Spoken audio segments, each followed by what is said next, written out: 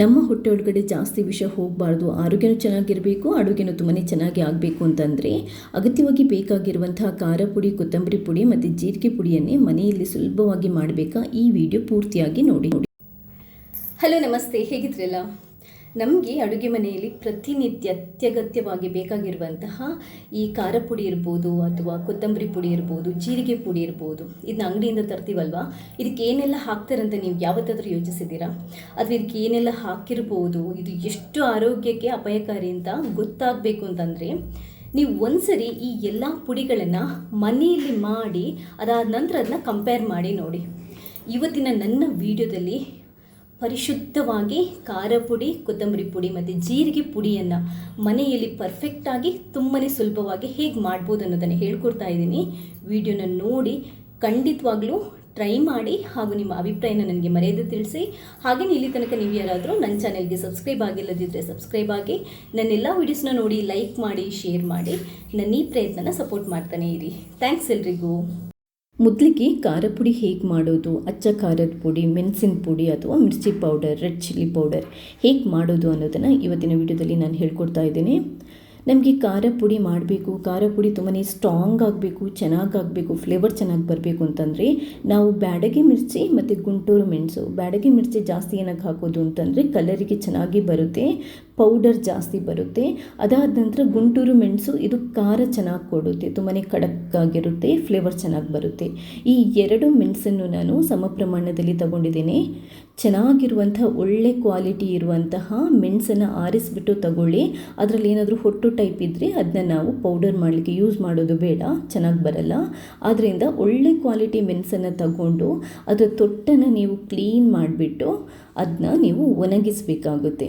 ನೀವು ಹೊರಗಡೆ ಬಿಸಿಲಿಗೆ ಕೂಡ ಒಂದು ತಟ್ಟೆಯಲ್ಲೋ ಅಥವಾ ಪೇಪರಲ್ಲೋ ಹಾಕಿಬಿಟ್ಟು ಒಣಗಿಸ್ಬೋದು. ಒಂದು ಬಿಸಿಲಿಗೆ ಹಾಕಬೇಕಾಗುತ್ತೆ. ಅದಲ್ಲದಿದ್ದರೆ ಒಣಗಿಸಲಿಕ್ಕೆ ನಿಮಗೆ ಲೇಟ್ ಆಗುತ್ತೆ, ಬೇಗನೆ ಮಾಡ್ಕೋಬೇಕು ಅಂತಂದರೆ ನಾವಿದನ್ನ ಹುರಿದ್ಬಿಟ್ಟು ಕೂಡ ಪೌಡರ್ ಮಾಡ್ಕೋಬೋದು. ಒಂದು ಅಥವಾ ಎರಡು ಚೆನ್ನಾಗಿರುವಂತಹ ಬಿಸಿಲಿಗೆ, ಒಂದು ಬಿಸಿಲು ಸಾಕು ಅಂದರೆ ಒಂದು 6 ಗಂಟೆ, 4ರಿಂದ 6 ಗಂಟೆ ಬಿಸಿಲಿಗೆ ಹಾಕಿ ಒಣಗಿಸಿದರೂ ಸಾಕಾಗುತ್ತೆ. ಇಲ್ಲ ನಾವು ಅದನ್ನ ಲೈಟಾಗಿ ಹುರಿದ್ಕೊಂಡು ಆವಾಗಲೇ ಪುಡಿ ಮಾಡ್ಕೋಬೋದು. ಮೊದಲಿಗೆ ನಾನು ಗುಂಟೂರು ಮೆಣಸನ್ನು ಹಾಕ್ಕೊಂಡು ಹುರಿದ್ಕೊತಾ ಇದ್ದೀನಿ. ಹುರಿದ್ಕೊಳ್ಳುವಾಗ ಲೋ ಫ್ಲೇಮ್ ಇಟ್ಕೊಂಡೇ ಹುರಿದ್ಕೊಳ್ಳಿ, ಎಣ್ಣೆ ಅಥವಾ ಏನು ಹಾಕಲಿಕ್ಕಿಲ್ಲ. ನಿಮಗೆ ಫಸ್ಟ್ ಗುಂಟೂರು ಮೆಣಸನ್ನು ಹುರಿದ್ಕೊಳ್ಳಿ. ಮೆಣಸು ಒಂಚೂರು ದಪ್ಪ ಆಗ್ತಾ ಬರುತ್ತೆ ಹುರಿದ್ಕೊಳ್ಳುವಾಗ, ಆವಾಗ ನೀವು ತೆಗೆದುಬಿಡ್ಬೋದು. ಕರಟಿಸಬೇಡಿ, ಕರಟಿಸಿದರೆ ಅದರದ್ದು ಕಲರ್ ಚೇಂಜ್ ಆಗುತ್ತೆ, ಫ್ಲೇವರ್ ಚೇಂಜ್ ಆಗೋಗುತ್ತೆ. ಎರಡು ಮೆಣಸನ್ನು ನೀವು ಸಪ್ರೇಟಾಗಿ ಹುರಿದ್ಕೊಳ್ಳಿ, ಒಟ್ಟಿಗೆ ಹುರಿದ್ಕೊಳ್ಳೋದು ಬೇಡ. ಯಾಕಂತಂದರೆ ಎರಡಕ್ಕೂ ಸಪ್ರೇಟ್ ಆಗಿರುವಂಥ ಉರಿ ಬೇಕಾಗುತ್ತೆ. ಒಂಚೂರು ಈ ಮೆಣಸು ಉಬ್ಬಿ ಬಂದಾದ ತಕ್ಷಣ ನೀವು ಅದನ್ನ ತೆಗೆದುಬಿಡ್ಬೋದು. ಮತ್ತು ಆ ಮೆಣಸಿನ ಘಾಟು ನಿಮಗೆ ಹೊಡಿಲಿಕ್ಕೆ ಶುರುವಾಗುತ್ತೆ, ಆವಾಗ ನಾವು ತೆಗೆದುಬಿಡ್ಬೋದು.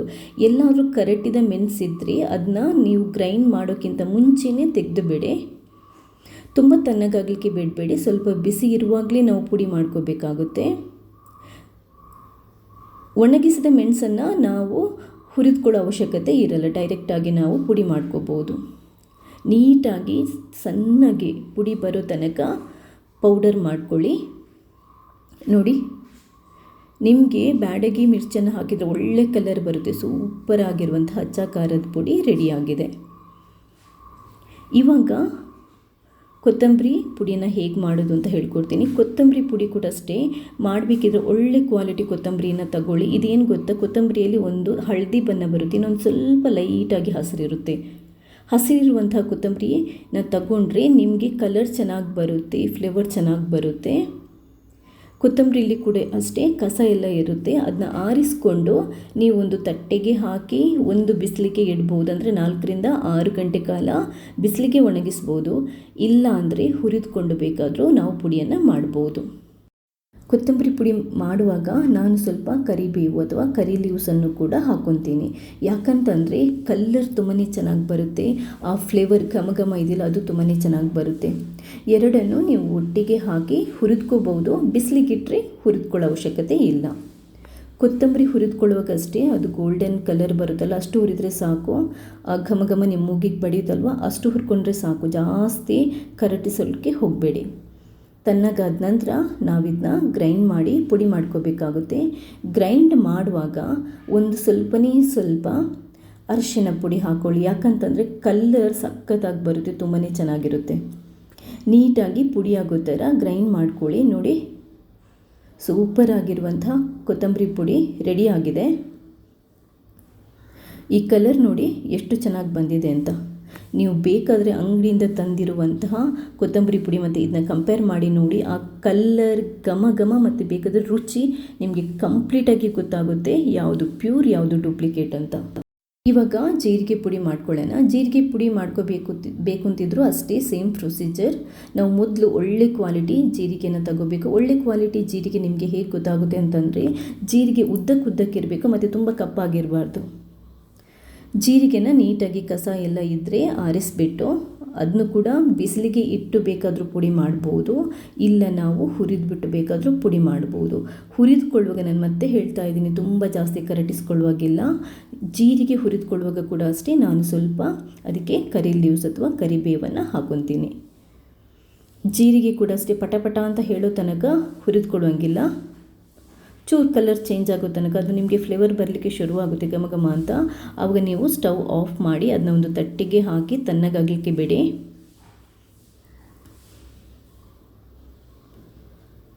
ನಾವು ಜೀರಿಗೆ ಪುಡಿ ಮಾಡ್ಕೋಬೇಕಾದಿದ್ರು ಕೂಡ ಅಷ್ಟೇ ಒಂದು ಸ್ವಲ್ಪ ಅರಿಶಿನ ಪುಡಿ ಹಾಕಿದರೆ ಕಲ್ಲರ್ ತುಂಬಾ ಚೆನ್ನಾಗಿ ಬರುತ್ತೆ. ನೋಡಿ, ಸೂಪರ್ ಆಗಿರುವಂತಹ ಜೀರಿಗೆ ಪುಡಿ ರೆಡಿ ಆಗಿದೆ. ನಾನು ನನ್ನ ನೆಕ್ಸ್ಟ್ ವಿಡಿಯೋದಲ್ಲಿ ನಿಮಗೆ ಅರಿಶಿನ ಪುಡಿ ಕೂಡ ಹೇಗೆ ಮಾಡೋದು ಅಂತ ಹೇಳ್ಕೊಡ್ತೀನಿ. ನೀವು ಖಾರ ಪುಡಿ, ಜೀರಿಗೆ ಪುಡಿ, ಧನಿಯಾ ಪುಡಿ ಮಾಡಿದ ನಂತರ ನಿಮಗೆ ಕಂಪೇರ್ ಮಾಡಬೇಕು ಅಂತಂದರೆ ನೀವು ಅಂಗಡಿಯಿಂದ ತಂದಿರುವಂತಹ ಈ ಪುಡಿಗಳನ್ನು ಒಟ್ಟಿಗೆ ಇಟ್ಟು ಕಲ್ಲರ್ ನೋಡಿ, ಒಂದು ಸ್ವಲ್ಪ ಟೇಸ್ಟ್ ಮಾಡಿ ನೋಡಿ, ಮತ್ತು ಪರಿಮಳ ನೋಡಿ. ನಿಮಗೆ 100% ನಿಮಗೆ ಯಾವುದು ಪ್ಯೂರು ಯಾವುದು ಡೂಪ್ಲಿಕೇಟ್ ಅಂತ ಖಂಡಿತವಾಗ್ಲೂ ಗೊತ್ತಾಗುತ್ತೆ. ನಿಮಗೆ ಅಂಗಡಿಯಿಂದ ತಂದಿರುವ ಈ ಪುಡಿಗಳಿದೆಯಲ್ಲ, ಒಂದು ಚೂರು ಸ್ಮೆಲ್ ಇರಲ್ಲ, ಘಾಟ್ ಇರಲ್ಲ, ಆ ಟೇಸ್ಟ್ ಇರಲ್ಲ.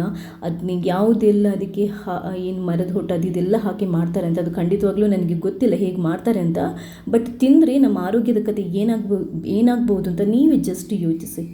ಆದ್ದರಿಂದ ಈ ಸಿಂಪಲಾಗಿ ಚಿಟಿಕೆ ಹೊಡೆದಷ್ಟೇ ಸುಲಭದಲ್ಲಿ ಮಾಡ್ಬೋದಾದಂತಹ ಈ ಪುಡಿಗಳನ್ನು ನಾವು ಮನೆಯಲ್ಲೇ ನ್ಯಾಚುರಲ್ ಆಗಿ ಮಾಡಿಕೊಂಡ್ರೆ ನಮ್ಮ ಆರೋಗ್ಯ ತುಂಬಾ ಚೆನ್ನಾಗಿರುತ್ತೆ. ಅಡುಗೆ ರುಚಿ ಕೂಡ ಸಖತ್ ಜಾಸ್ತಿ ಆಗಿರುತ್ತೆ. ನೋಡಿದ್ರಲ್ಲ, ನನ್ನ ಇವತ್ತಿನ ಈ ವಿಡಿಯೋ ನಿಮ್ಗೆ ಇಷ್ಟ ಆಗಿದ್ದಲ್ಲಿ ಲೈಕ್ ಮಾಡಿ, ಹಾಗೆಯೇ ಎಲ್ರಿಗೂ ಶೇರ್ ಮಾಡಿ ಕೂಡ. ತುಂಬ ಜನರಿಗೆ ಈ ವಿಡಿಯೋ ಬೇಕಾಗುತ್ತೆ, ಇದು ಗೊತ್ತಿರಲ್ಲ. ಹಾಗೆಯೇ ಇಲ್ಲಿ ತನಕ ನೀವು ಯಾರಾದರೂ ನನ್ನ ಚಾನಲ್ಗೆ ಸಬ್ಸ್ಕ್ರೈಬ್ ಆಗಿಲ್ಲದಿದ್ದರೆ ಸಬ್ಸ್ಕ್ರೈಬ್ ಆಗಿ, ನನ್ನ ಎಲ್ಲ ವೀಡಿಯೋಸ್ನ ನೋಡಿ, ಲೈಕ್ ಮಾಡಿ, ಶೇರ್ ಮಾಡಿ. ನನ್ನ ಈ ಪ್ರಯತ್ನನ ಇದೇ ಥರ ಸಪೋರ್ಟ್ ಮಾಡ್ತಾನೆ ಇರಿ. ಥ್ಯಾಂಕ್ಸ್ ಎಲ್ರಿಗೂ.